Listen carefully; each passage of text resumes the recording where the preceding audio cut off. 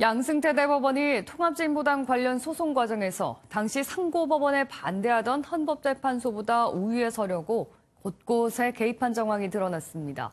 헌재 관련 소송에서 말을 안 들었던 판사들은 좌천시키고 전날한 쪽대본대로 말을 잘 들은 판사는 승승장구해서 대법관까지 올랐습니다.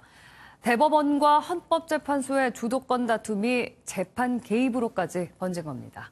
이혁근 기자의 단독 보도입니다.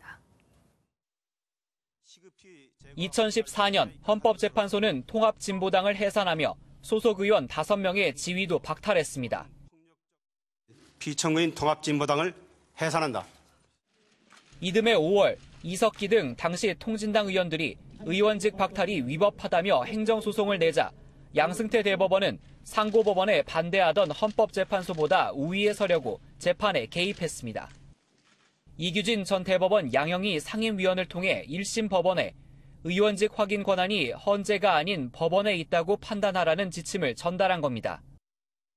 하지만 1심 재판부가 헌재 결정을 법원이 다시 판단할 수 없다고 각하, 즉 권한 없음 결정을 내리자 양승태 전 대법원장은 크게 화를 냅니다. 검찰은 당시 법원행정처가 1심 재판장을 고법부장 승진해서 탈락시키고 주심 판사는 편향적 교과서로 법을 배워 사고방식에 문제가 있다며 인사발령에 불이익을 준 정황을 포착했습니다. 이듬해 이어진 2심에서도 양승태 대법원은 특정 재판부에 사건이 가도록 영향력을 행사하는 등 노골적으로 손을 썼습니다.